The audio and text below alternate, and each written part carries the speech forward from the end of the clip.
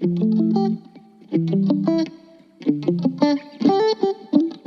morning, everyone. Good morning. Good morning. Today is May 16th. It's a Saturday. It's 8 a.m. We are doing our gathering for the village.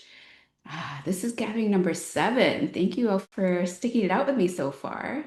And today we have a guest speaker, Kelly Teal, who is here with us today to talk about the nervous system and gut health connection. And I'm so excited to have you here to share the space with me. And just to let everyone know, the theme that we've been going through for these 7 sessions is basically this. I created the village as a space for women to gather, to slow down, to reconnect with themselves, to restore themselves together in community, especially because we sometimes can get so depleted in this fast-paced world that we live in. And this year, we've been slowly walking through an acronym that I created for myself, for my kid, called PAUSE. And we have gone through P for presence and pause, A for awareness, U for understanding, and we are now at self, S for self. And this is where we get to play a little bit and just enjoy and spend times with ourselves and get to know ourselves and take care of ourselves and do what we need to really prioritize ourselves. So that's what we're here to do today. And to transition today, Kelly's going to talk to us about gut health, but I have a feeling it's not just going to be limited to what we put into our mouth. But before we get started, let me tell you a little about Kelly. I'm so excited to introduce her to her. She is a nutrition practitioner, a writer, a speaker, and currently she's completing her Master of Science in Human Nutrition. And after 30 years in journalism and analysis, she stepped into this work from a deeply personal, soul-led place, helping people understand their health in a more connected, grounded, whole person way. What I really appreciate about Kelly's approach is that she looks beyond just food. She explores how stress, sleep, nervous system regulation, relationships, environment, media consumption, I know about that one, inflammation, and modern life itself all can impact our health and well-being. So she brings both the science and heart into this work. And I think this conversation resonates so deeply with what we're creating here and with so many of us here. So welcome, Kelly. Thanks for being here. Thank you so much, Priyanka, for inviting me. And I feel so connected to all of you. I'm glad we're all here this morning. Amazing. Thank you. So let's just jump right in. I actually would love to hear first from you about what led you from journalism to this journey towards whole person nutrition. I will try to keep it succinct. Um, and I'm going to be, the part I'm going to say next is something I'm going to start being more open about because it's a really critical part, not just of my journey, but of how I believe that I'm going to be able to help a lot of people. And that is, this all really started for me 16 years ago when I got sober.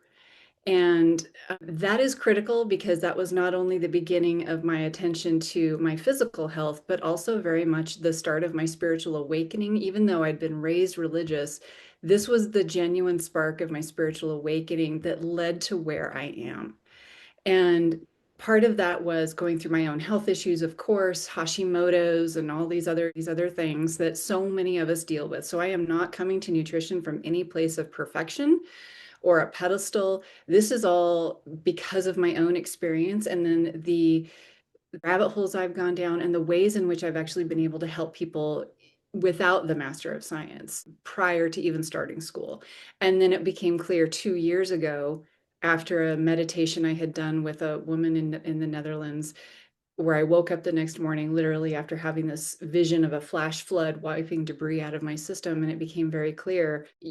There was just this message, you have to get your master's in nutrition. And at that time, I was in that midlife shift, and I like to call it a midlife awakening. I do not like the term midlife crisis because I believe that in our 40s, this is really the time when we come into ourselves and we start to understand that there is more to our purpose than just career or whatever, right? There's more.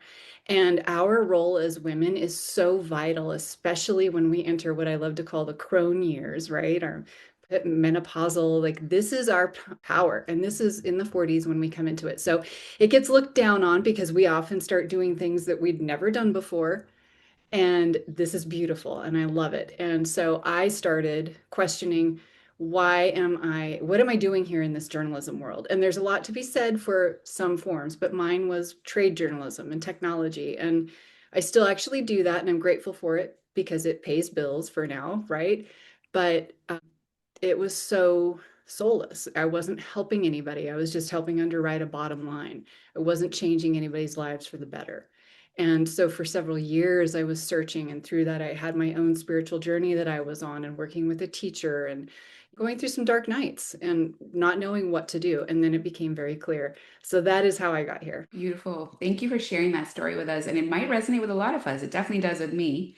Definitely had a midlife transition or a midlife, how did you call it? Midlife. Awakening. Oh, I love that midlife awakening. And I found Yes. medicine to be, not as soulful healing for myself and for the people that I was taking care of. And here I am doing something completely different, which totally resonates with this idea of really transforming someone else's life rather than what I used to do, which is bring people's lives into the world. This isn't that funny? It feels more special to me to now transform lives. Thank you for sharing that. So let's, if we were to ask you, because I think this whole theme has been about nervous system regulation, if we were to ask you, how does stress or chronic stress or nervous system overload or overwhelm actually impact our digestion and the healing in our body? I love this question so much. There are a lot of mechanisms that go into play here, so I'm going to keep it as simple and high level as possible. But essentially, what happens is when we are under constant stress, and it doesn't have to even feel like constant stress sometimes. It's just that when we are constantly activated and on. So that means even when we're scrolling social media, even if we're not doom scrolling, right? But we're just scrolling and we're comparing. In the background, we're comparing our lives to someone else's because everybody looks so perfect, and then we start feeling less than about ourselves. This is a form of stress.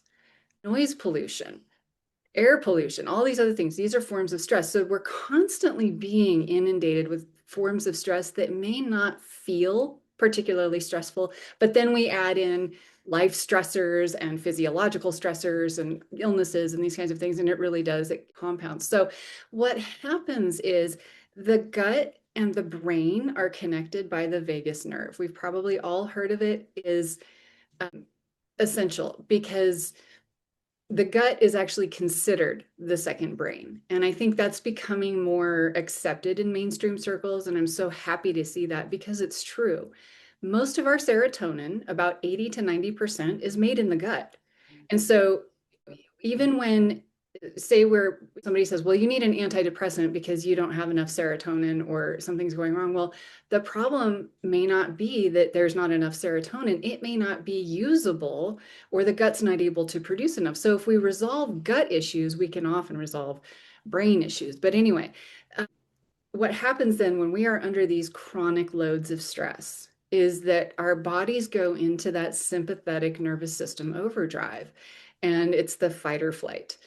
And it creates these chemicals and it unleashes chemicals that end up disrupting the gut. And this can be cytokines, mast cells, all these different things.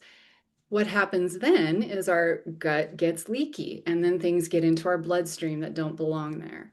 And then we also can get dysbiosis, meaning we get an out of balance. The bacteria in our gut get out of balance, and we're bloated or we're having too many bowel movements and that thing. So keep me honest here, Priyanka, keep me on track if I'm getting off track because I can easily do that. But the chronic stress is feeding these loops over and over. So cortisol is one of those hormones that unleashes other stress hormones and histamine. And this becomes really important in midlife when we're going through the transition where estrogen's not just going down, but it's fluctuating, and progesterone as well, although it's usually just going down. That plays off cortisol and histamine. So then we can get this trifecta of reactions that are creating so much stress, and it feels like we're losing our minds. It really does. And this is why so many women in midlife are put on antidepressants because doctors don't understand what's happening. And anyway, so it's this chronic overactivation of our sympathetic nervous system. Our bodies were not built to handle the kinds of stresses that we manage every single day, all the time.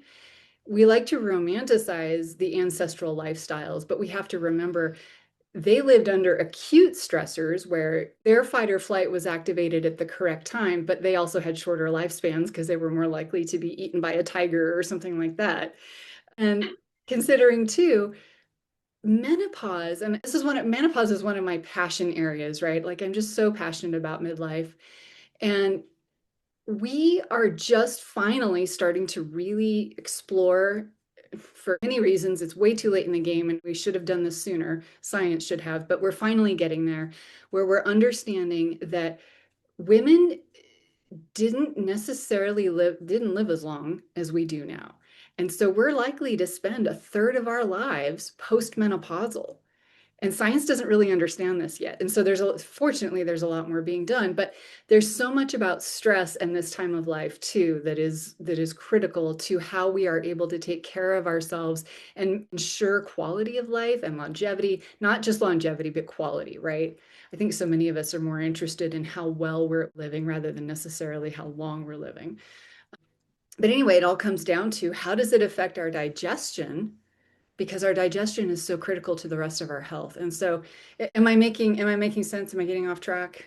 I think I'll sum it up. I think we've talked about this a little bit before. I love your perspective on it. And I think what I'm getting away is what we've also talked about in the village, where when we get into fight or flight or stay in flight or flight with chronic stress, we're Mhm. no longer able to rest and digest, which is the opposite. Hence, our nutrition goes down, everything goes down, our gut is affected, which then perpetuates further the cycle of staying in fight or flight. And have you ever noticed when you are in this chronic state of fight or flight, even though you don't necessarily think you are, right? But then you realize I'm wired, my mind is racing, I just can't seem to relax. And I want to add one note to my notes about ways to soothe this feedback system. Sorry, I just wanted to add that because I'd forgotten to. Is that we then start to crave foods that aren't good for us, but they're high energy foods. And so the fight or flight system makes, at least speaking for me, makes me want more carbs, makes me want unhealthy carbs, and sometimes more sugar, right? Sometimes more caffeine, all these things that worsen the feedback loop that we're experiencing. It's really hard for our bodies when we are in fight or flight to eat well because it's low. Nutrient dense foods are not necessarily high energy foods, and they're harder to digest because they have more fiber and they have all these nutrients that the body may not know what to do with because it is so out of regulation. So when we're stuck in that loop, then it feels really hopeless. Like, how am I even going to get out of this? And I promise you, there are ways. It takes time, takes patience, takes experimentation a lot of times. But yes, we can get ourselves back into a balance where we are able to bring that parasympathetic nervous system like that and say, this is, I'm bringing it forth intentionally instead of just waiting for it to happen because it won't. Yeah, I love that. Now, I wanted to, before we get into hows and how you can help us and everything, can you share a bit about the fact that you talk about nutrition beyond just food? Absolutely. That's because nutrition is so much more than food or drink, right? I really do see it as anything that we put onto our bodies, into our bodies, around our bodies. And then again, not just our bodies, because our bodies are part of this interconnected system of mental, emotional, spiritual, right? We are multidimensional creatures. And so this is why influencer nonsense enrages me because just one thing, just my supplement, right? That is not how our systems work. But that's not what sells. And so my message is because we are interconnected, we have to think about everything to which we are connecting in every facet of our layers. So our self-talk is a form of nutrition. Again, the social media and the news that we consume are a form, and how often and how we're doing that. Our relationships, the quality of our water, the time in nature or not the time in sunshine. And obviously, we have to be careful with sun, but the sun gives us vitamin D that supplements don't. And our bodies actually have a harder time as we age producing that particular form of vitamin D. So it's important that we get some sun, some real sun. I'm trying to, there's so many other things, but the music we listen to, the TV we watch, the people that we surround ourselves with, it's endless. It really is endless. And so this is why I take a very holistic view of nutrition because it is never just one thing. There might be one thing that pulls a certain lever more than other things, but it's really about how do I bring everything together as best as I can to support my personal health because everyone's body truly is different. No one's body responds the same to all these one size fits all protocols. Those are built on a baseline of optimal function. And that's not where most people I'm working with are coming from, right? So we have to figure out what works for each person. So as you look at your life and you think about what's out of balance or what's causing me stress. It could be something that you don't necessarily expect. Maybe you fight a lot with your partner, or maybe you're disconnected. Maybe you don't have a close circle of friends. I don't mean quantity in terms of friends, really quality friends, especially female friends. So, what are your social connections and our ability to just take care if you have dogs or something, right? Do you have a creature that you take care of or cares for you? And so anyway, it's just it really is everything. It's anything and everything that nourishes us or doesn't. I'm already checking off all the things that I probably need to, that are affecting me and compounding things, right? And that's the other piece of it, as you pointed out, that I wanted to re-mention for everyone. It's not just looking at all this, but realizing that even though there's one thing that might be making us really sick, everything else around it might be compounding and making it even worse. So, great point. I think we've done enough about sharing the overwhelm part and sharing that there's so much that we could do. For someone feeling all this overwhelm already, what are some simple supportive practices that can help Yes. regulate the nervous system, support gut health, without adding more pressure? I love that because that's another. I love that you said that, Priyanka, because that is huge right there without adding more pressure. The wellness culture has now become a list of to-dos. And now we're supposed to do all these things that just add more stress. So, all the hacks and all of this, it's just more stress.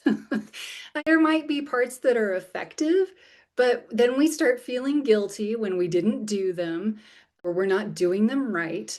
And it's just, I'm holding my aquamarine rock. Um, we don't, I don't like that. There are things that we need to do for ourselves to take care of ourselves, right? But it is different for every single one of us. We all have different lifestyles, routines, budgets, time. And so we have to figure out what works best for me. So there are all kinds of things that we can do. Um, so I'll start with some of the really basic ones that anyone can do. And I love this one so much. And I think Kiana's probably going to be like, yes, this is great. But deep and exhale as you can take in through the nose. Now, I personally have a deviated septum and there's allergies. So I get to the top of that breath and I have to finish it off with my mouth. And so I don't berate myself for that. So if you can't take a full breath through your nose, it's okay. Bless you, Clarissa. And so, as deep a breath, let's just do that right now. As deep a breath as you can take in through your nose. Get to the top. I don't like to hold it for very long because it actually stresses me out. So, if you find that it gives you some heart palpitations, don't hold on to that breath, but then let it out with a sigh as audibly as you can through your mouth, not through your nose. And just feel your shoulders come depress, right? Feel that whole body just relax into Okay. the nose and then out through the mouth, a long breath out through the mouth. I want that breath, that exhale to be longer than the inhale. Just sit with that for a minute because speaking for me, I find it gives me an entire relaxation throughout my whole body. That is something we can do. We're driving, we're in a meeting. This is anytime, anywhere. There's nothing special about this in terms of any to-dos and it's inherent. And so what this is doing, I mean, this is doing so many things, but it's activating that vagus nerve that connects the brain and the gut, and it's calming the whole body. You can feel it. Another one that doesn't require like going anywhere. Yes, Kiana's like such a great pause. I definitely love it. Yes, exactly. She's our sound bath practitioner. Another one I really like is eye tracing. This sounds weird, but if you have like racing mind and you get stuck on thoughts, and there can be actually physiological reasons for that, but I'm not going to get into the whys. But take something in front of you. I don't know, the top of your laptop, and just trace it slowly with your eyes. And this slows down the whole system. It's a different activation of the parasympathetic nervous system. And if you're in a meeting where you have to have eye contact with someone, it could be a little awkward. But if you're in a situation, and even driving, you can do it if you're careful with something on the horizon, but it's not detracting from your attention on the road, right? You can just slowly trace these outlines. Sometimes I like to do like a mountain, right? And it just brings me into the present moment. It is a little bit like EMDR, I think. And I've done EMDR, and it's been the most effective form of trauma therapy for me. And I think there might be a component to that. So if you look up the bilateral movement, if you want the explanation behind eye tracing, I think I'm not the expert in it. I just know that it works for me.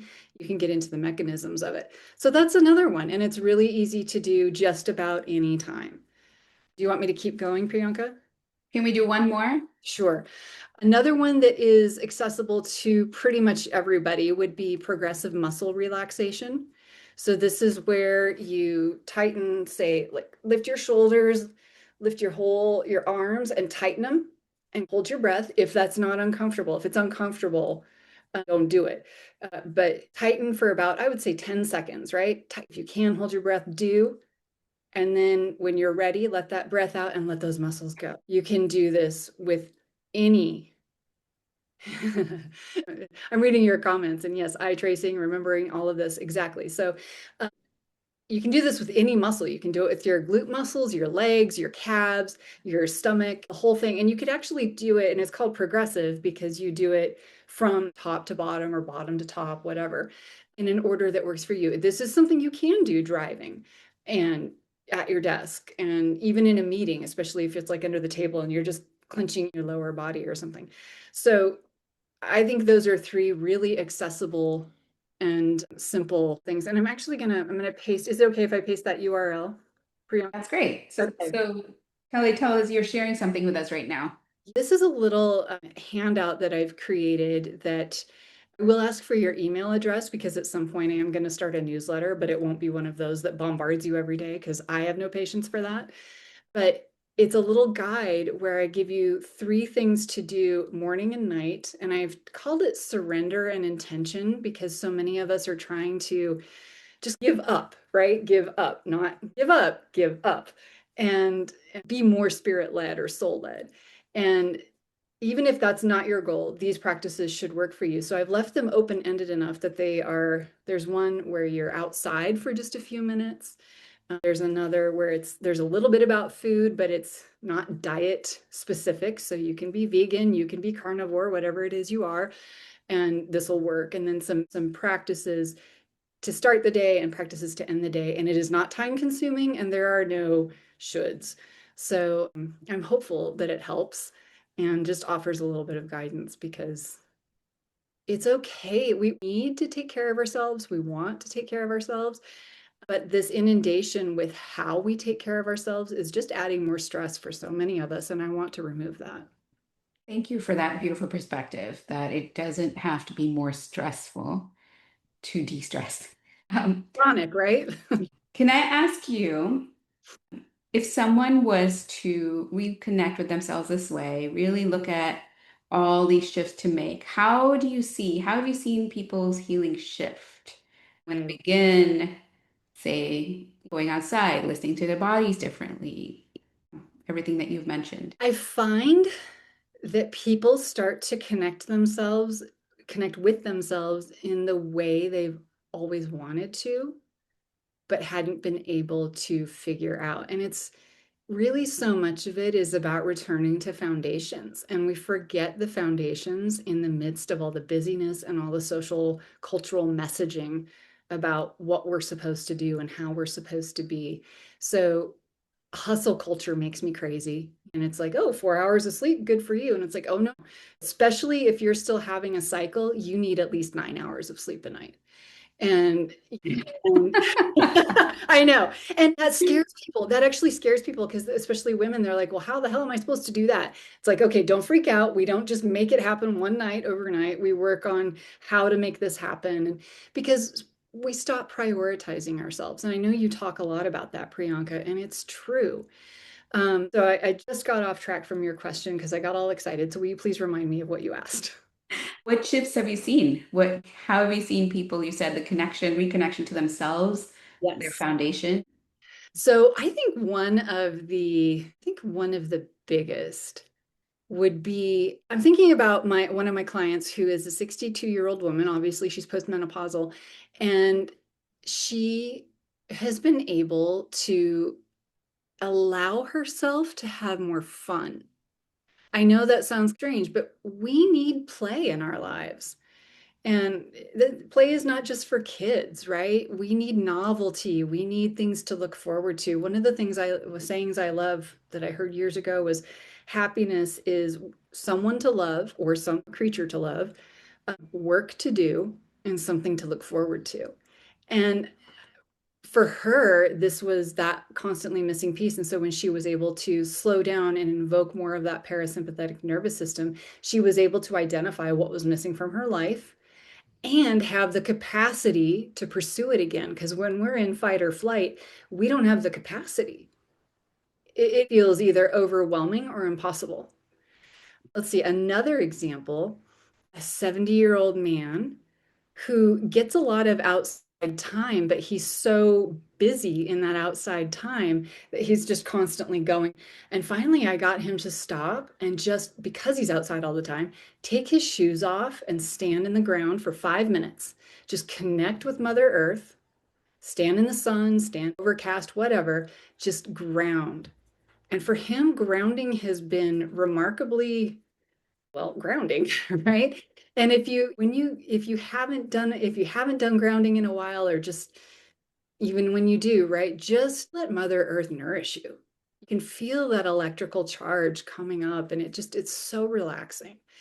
So he has been able to simply slow down a bit, which for him has been really critical because other circumstances in his life, he hasn't been able to just enjoy like being a grandparent and that thing, right? And so this simple little practice is actually helping him in his overall life.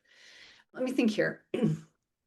I'm going to reflect back while I think of another Please. option, but what you shared was so profound. Someone to love, work to do, and something to look forward to. And how, when we might be stuck in fight or flight, we can't really even look forward to anything. We've just got our head down and we're just going through the motions.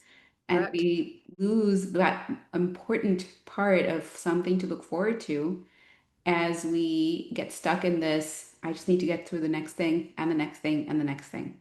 Survival. We're Yeah. just trying to survive. That's not what life should be. Yeah. That's not how we were meant to function.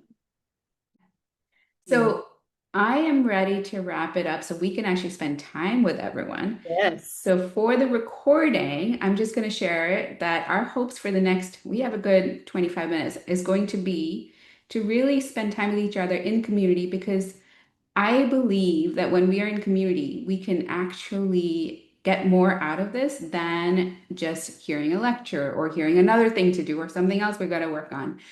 And this is the beauty of the village. So if you can make it live, this is where we have the fun. And this continues to remind me that healing isn't, as Kelly pointed out, it's not about being perfect at it. It's about doing it in community, finding for each of us what works for us and not to do it all at once, but also to have each other in company, do it together and not feel isolated in what we are struggling with. So as we reconnect, we will check in with you next time. Thank you for everyone who's been at the recording. Awesome. So we just had some amazing discussions in the village, and we want to recap a few of them because they're so important and valuable for everyone. I think the biggest thing that came up for me was this idea that a lot of us had similar things pop up, which is so interesting because then it really brought to home that we're not isolated in our struggles, which is the whole purpose of why I created the village. So I'm grateful for that. And I want to share some of that with our people listening in on the replay, because I know there are a few of you who couldn't make it and were sad you couldn't be here because Kelly's such an amazing speaker and has so much to share with us. So, Kelly, one of the things that stuck out for me, something you shared, more green time, less screen time. I wish I could take credit for that, but I can't. That came from Lisa Mosconi. She is a neurologist who specializes in women's brains, and I recommend her book if you're in midlife. Two books, Menopause Brain and Double X, I think. But anyway, time in nature, whether that's in the mountains or just in your backyard, whatever it is, at the local city park, nature is so imperative for our mental health and our physical health and our emotional health, and therefore our gut health. And even if we can just spend a little time at the dog park or in our backyard weeding, whatever it is that just connects us, especially if you can go barefoot for a while.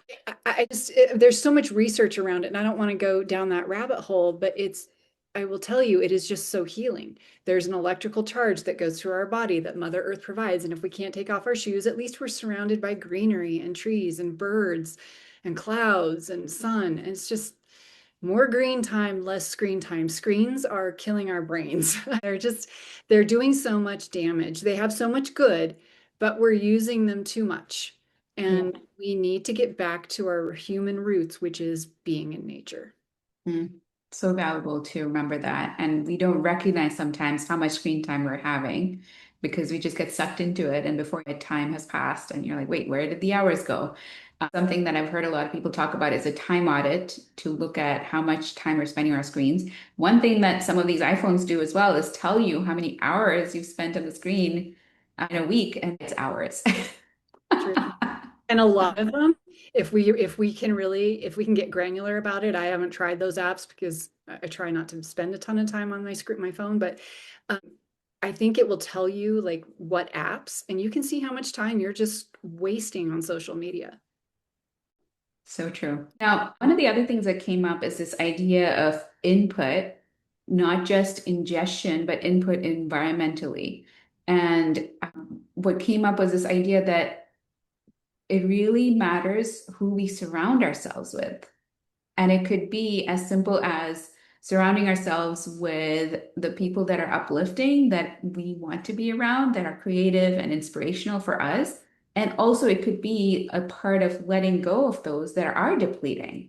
And both ways, we had a lot of examples from our audience sharing my husband was depleting or was angry and frustrated, and that was affecting me. And then for me personally, of me isolating myself and not having any of those encouraging connections that I think can be truly helpful as an input for me at this time because of this current state of isolation I've been in because of my medical illness. But anything else that comes up about that and the environment that we surround ourselves with? So one of the things I heard years ago is we are an amalgam of the five people we spend the most time with. And for me, that was incredibly illuminating because at the time, it wasn't such a good mix. And especially as we grow older and more in tune with who we are and what we want, the connections that don't serve us don't always, but tend to float away naturally as we grow, right? As our vibrations change and we grow, we just naturally drift apart. That's not bad, and it doesn't have to come with any condemnation or judgment. Sometimes we have to be more intentional about, I can't spend too much time with this person. And that can be really hard because we feel sad, we feel guilty, obligated, right? And so we have to figure out what works for me in a way that's truly nourishing for me without hurting someone else. But we have to think about the energy that we are absorbing from other people because our systems do take on other psychic energies. So, how do we set that boundary? And there are different ways of doing that, but and different things that work for different people. But we have to consider that because energy is real. And in our Western society, that's often dismissed or ignored or overlooked, but it's real. And we have millennia of traditional and ancient practices and wisdom to reflect and verify that, right? So this is not new or made up. It's real. We just don't think about it enough. I also want to highlight what you just shared that it's not just about setting that boundary. It is that self-internal talk that we have because we're not used to setting boundaries. If we haven't set boundaries before, and then now we start to, the guilt and the shame and the worries and the anxiety around what other people think and what they're going to feel and how we might be hurting them, that is hurting ourselves too. And how important that input is too. And then that leads us right into this other input that you mentioned that we didn't spend too much time on, which is the self-talk. The internal self-talk is also an input that can affect how we are because it can either be completely depleting or it can be reassuring and inspirational and motivational for ourselves too. And that can be a big piece that we didn't even slid through during our Yeah, time. well, we didn't, we wanted to hear from the other women, and so we could truly talk for hours. But if you think about it, our self-talk has created neural pathways.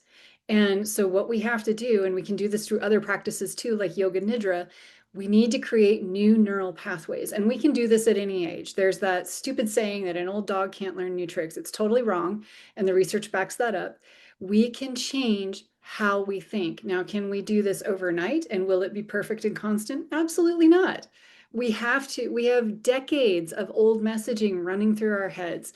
We have to be attentive and aware. And sometimes that can be draining too. So when we talked earlier about how all these wellness shoulds become another to-do list that adds stress, that's not what I want to do with this suggestion. What I'm saying is that when we catch ourselves, and as much as we can be aware of this internal self-talk and the ruminations that repeat themselves and this feedback loop of stress and guilt and shame creates, the more we can try to stop it as it's happening, where we can detach ourselves, step away, go, okay, I see what you're doing here. I see what's happening. Let's redirect. And so we take a bit of a compassionate approach, but a firm one.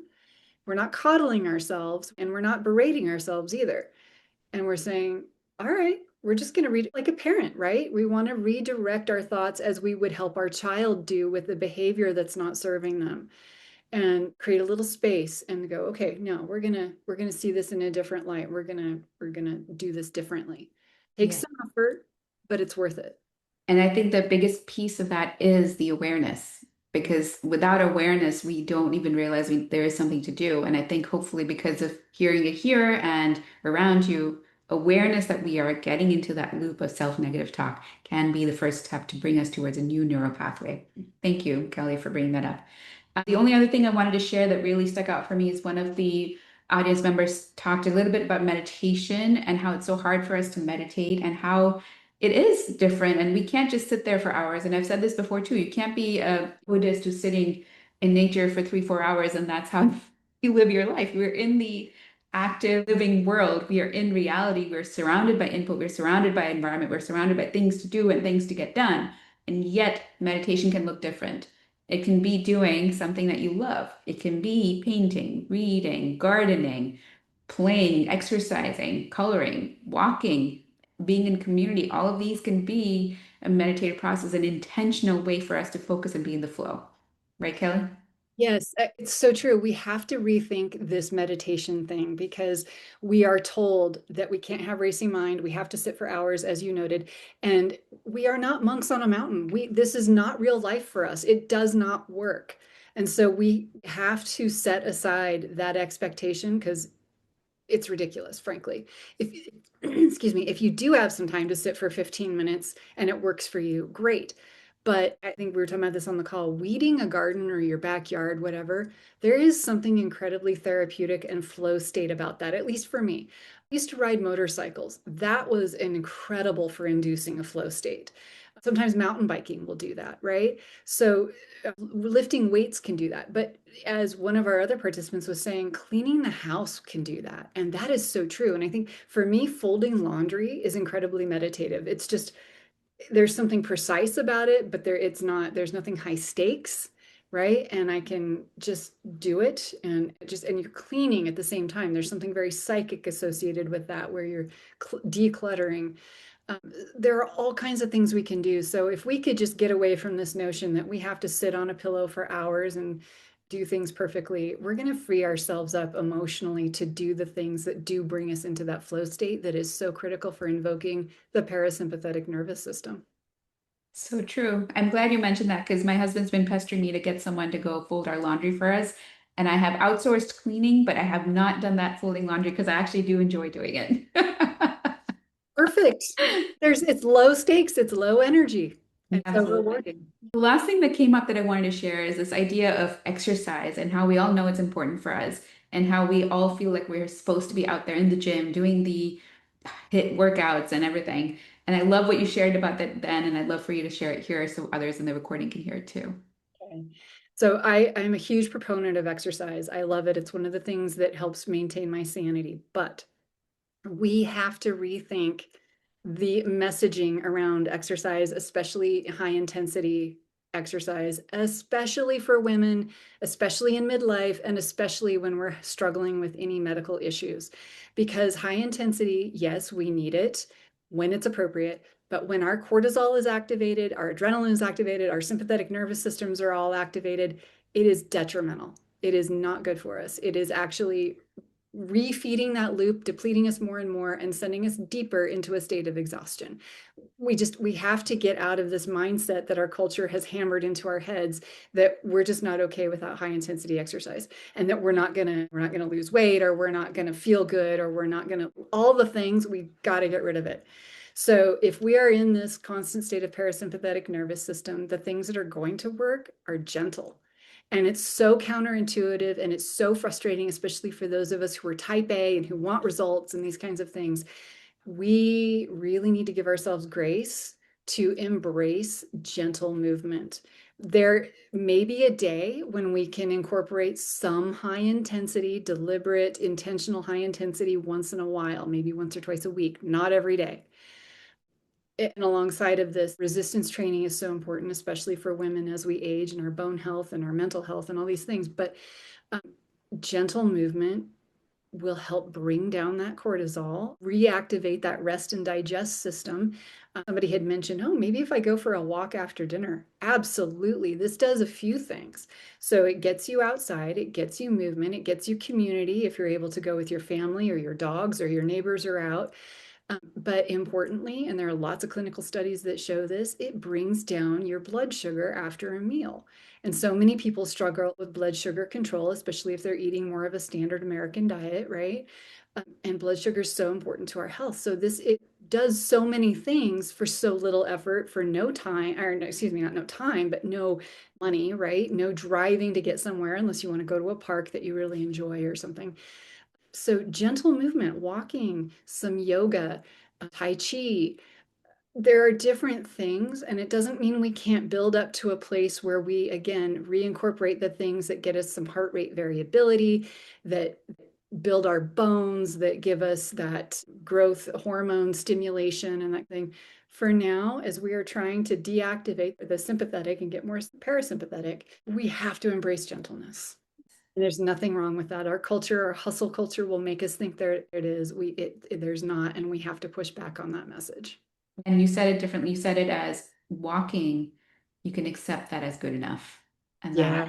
hit me. I was like, okay, I don't have to do more. In fact, be in that moment. It's really beautiful, right? To slow down and be like, oh, I'm present in this moment. And if it helps you, you could even do some little techniques where you're looking around and going, oh, I see this beautiful tree and it makes me feel like this. Oh, I see the moon and she makes me feel like this, right? Because this is a way of making ourselves even more present in that moment.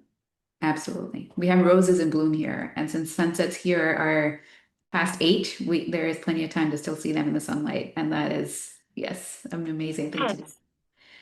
I think the other piece that came up was you had mentioned bone broth, and then if you could just share a little bit about bone broth and then the idea for vegetarians as well, and then I'll let you go. Thank you.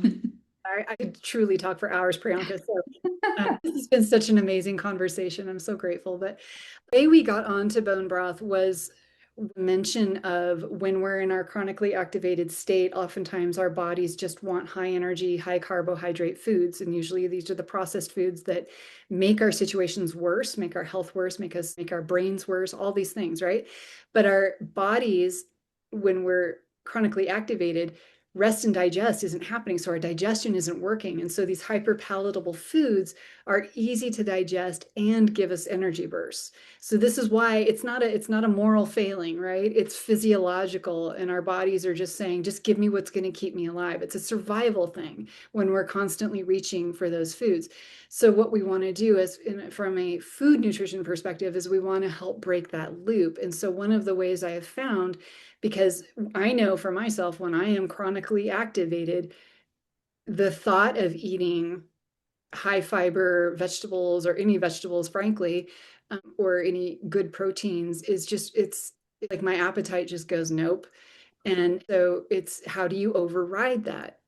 With gentleness. And the most gentle thing that I have found so far is bone broth. Now, one of the caveats that I made, there are a couple caveats, right? So bone broth is not necessarily a panacea for everyone. So of course that's true if you're vegetarian or vegan, and we'll get to that. But if you have any chicken allergies or beef allergies, of course, but secondarily, if you have any histamine activation issues, bone broth will make that worse.